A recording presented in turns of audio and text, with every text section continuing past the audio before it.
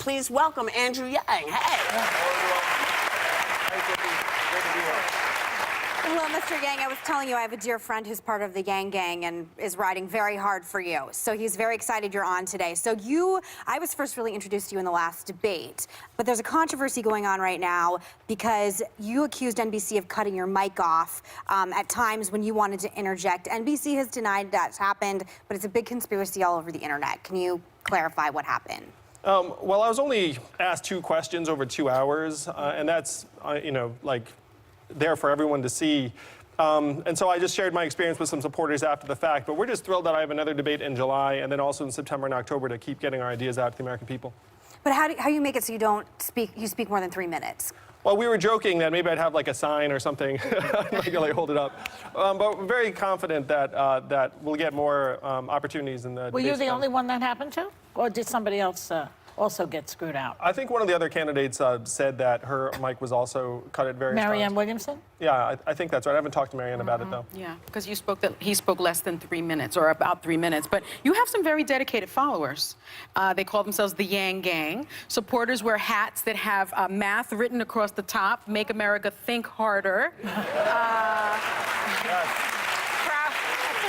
chant PowerPoint at your rallies. And there's a YouTube channel dedicated to getting you elected called Nerds for Andrew Yang 2020. So, and I love that, actually, because I do think that, you know, I give a lot of credit to the American people. I think we're smarter than people are giving us credit for. And that's what I think you're trying to tap into. So tell us about that.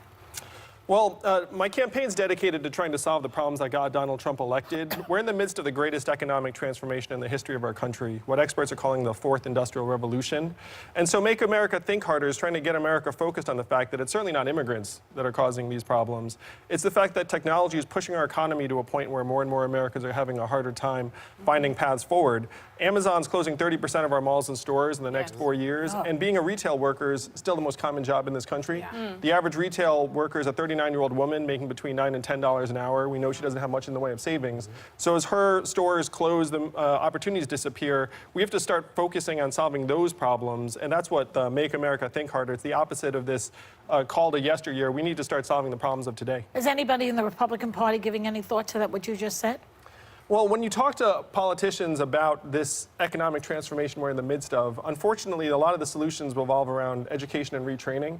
But I looked into the studies around retraining manufacturing workers in the Midwest, and the results were very, very bad, 0 to 15% success rates. So if you're a politician and you say, hey, we're going to educate Americans for the jobs of the future, then everyone's like, okay, that sounds great. But then when you dig into the reality, unfortunately, that's not the way it works out. It didn't work, right? Because we tried to do that when we moved mining. Yeah, we said we were going to retrain people, and it didn't work, as we heard from various people saying, well, there's nothing out there for me. Well, when they're climate deniers also, they don't even look at the possibility of having green jobs, which a lot of people could go into that.